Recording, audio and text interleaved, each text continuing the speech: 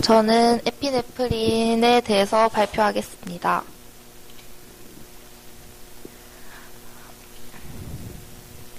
에피네프린은 어떠한 경로로 투여하느냐에 따라서 다른 효과를 가지는데, 우선 정맥 투여를 하는 경우에는 혈압에 영향을 주는데, 혈압이 피크 지점까지 빠르게 올라간 다음에, 그리고 이 올라가는 정도는 용량에 비례해서 올라갑니다.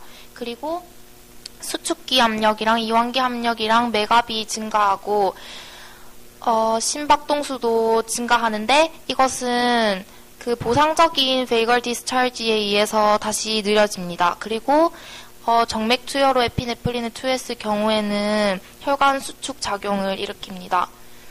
서브큐테이너스 인젝션으로 에피네프린을 투여한 경우에는 흡수 속도가 IV 루트로 투여했을 때보다 느리고 퍼리퍼럴 레지스턴스가 줄어드는데, 이거는 B2 리셉터의 작용에 의한 것이고, 그리고 칼디악 아웃풋이랑 칼디악 컨트랙틸리티가 증가하고 수축기 압력이 조금 증가하며 평균 동맥 압력도 조금 증가하게 됩니다. 그리고 보상적인 바로 리셉터의 작용이 일어나지 않습니다.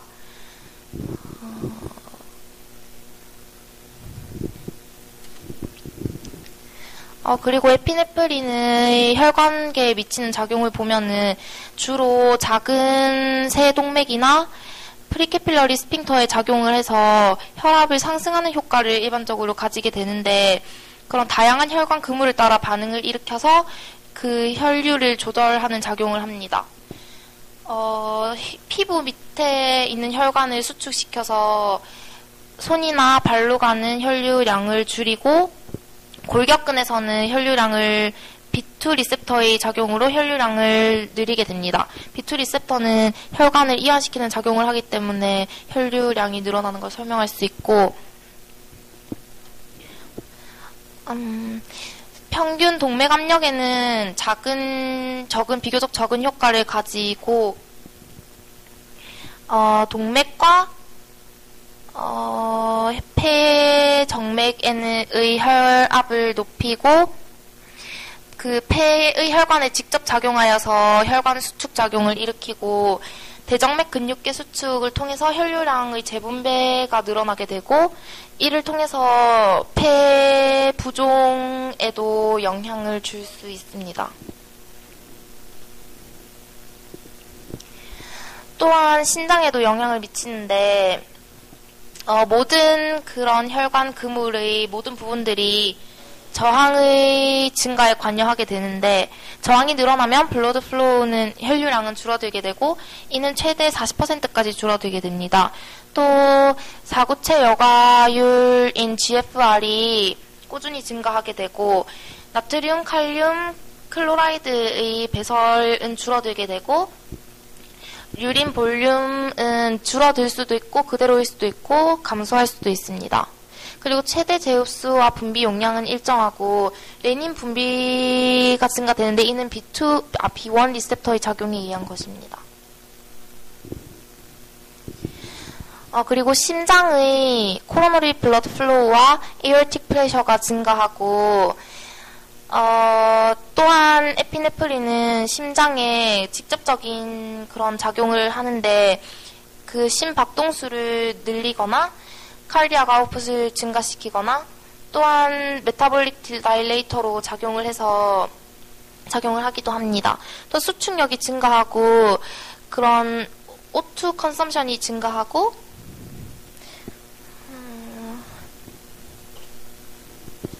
또한 심장에 미치는 또 다른 작용을 보면은, 심장에서는 B1 리셉터가 우세하게 작용을 해서 헐트 레이트가 증가하고 칼디악 아웃풋도 증가하고, 수축기가 더 짧아지고, 하지만 그 세기는 더 강력해지고, 그리고 심장이 하는 일과 O2 컨섬션이 모두 증가합니다.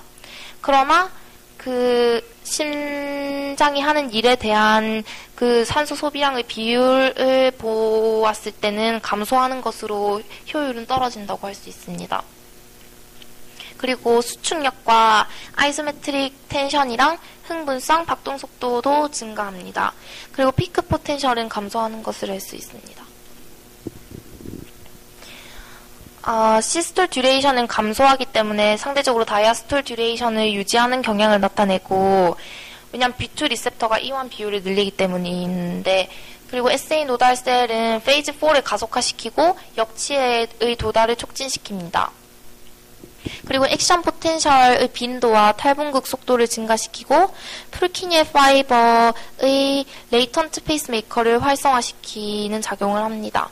또 카르디악 컨트랙팅 머슬 셀에는 근데 큰 효과를 주지 않습니다.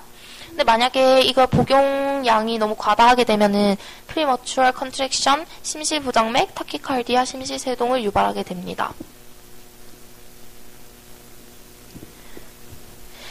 프루키니엘 시스템을 통한 전도에 미친 영향을 보면 에피네프린에 의해서 막전이가 증가하고 전도가 더 좋아지는 경향을 보이고 AV 노드의 불응기가 감소하고 그리고 베이걸 디스찰지는 간접적으로 증가하는 작용을 일으키고 이것은 부정맥의 원인으로 추측됩니다. 그리고 에피네프린에 의한 AV 블락 감소 효과가 우세합니다. 그리고 T-웨이브는 그 바이페이직으로 변하게 되고 마이오카르디얼 셀 데스 그리고 어큐 톡시시티가 일어날 수도 있습니다.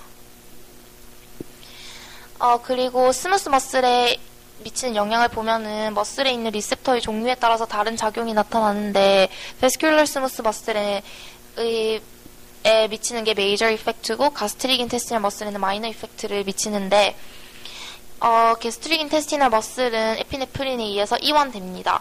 근데 이것은 이완되는 거는 알파와 베타 리셉터 둘 다의 작용으로 볼 수 있고 인테스티널 톤과 프리퀀시 수축 정도도 감소합니다. 그 스토막은 이완하고 근데 이 가스트릭 인테스티널 머슬에 미치는 영향은 이미 존재하고 있던 톤에 따라서 다르게 나타납니다. 예를 들어서 원래 존재하고 있던 톤이 로우 톤의 경우에는 컨트랙션을 통해서 높여주고 하이 톤의 경우에는 릴렉세이션을 통해서 낮춰주게 됩니다. 또 자궁에는 섹슈얼 사이클, 임신 단계, 복용량에 따라서 다르게 나타나는데 그 인비트로와 인시추에서의 반응이 다르게 나타납니다. 그리고 임신 말기에는 자궁을 긴장하게 하고 수축을 방지하게 합니다. 방광에 미치는 영향은 배뇨근을 이완시키는 작용을 하는데 이에 작용하는 리셉터는 베타 리셉터이고 그리고 트리곤, 스핑터 머슬을 수축시키는 알파 아고니스트 액티비티도 나타내고 유린 리텐션과 유리네이션 헤지턴시를 나타냅니다. 레스피레토리 이펙트를 보면은 브론키알 머슬을 이완시키는 작용을 해서 천식 그리고 드럭으로 인해서 수축되었을 때 그 두드러지는 반응을 보입니다. 천식 상태에서 마스트셀의 분비로 인한 그런 염증 매개 물질들을 억제시키는 작용을 합니다. 그런데 이러한 작용은 글루코코르티코이드나 류코트리엔이 더 효과적입니다. CNS에 미치는 영향을 보겠는데 CNS에는 에피네프린이 엔터링하기가 어렵기 때문에 많은 작용을 나타내지는 않습니다. 왜냐하면 그 블러드 브레인 배리어를 통과하기가 어렵기 때문인데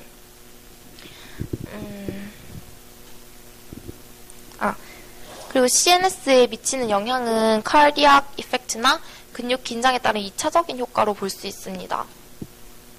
그리고 대사에 미치는 작용이 있는데 혈중에 있는 글루코스나 락테이트의 농도를 증가시키고 인슐린의 알파2 리셉터에 의해서는 억제되고 베타2 리셉터에 의해서는 촉진되는데 억제 반응이 더 우세한 것을 알 수 있고 알파셀에 있는 베타 리셉터에 의해서 글루카곤의 혈중 농도가 높아지고 말초 조직에서의 글루코스 업테이크가 감소되고 글라이코제놀라이시스를 촉진시키고 아디포사이트에 있는 베타 리셉터의 작용으로 프리 패티 애시드가 증가하고 TG 라이페이즈를 증가시켜서 TG의 분해를 촉진하게 됩니다. 그래서 칼로리 생성 반응이 일어나게 됩니다.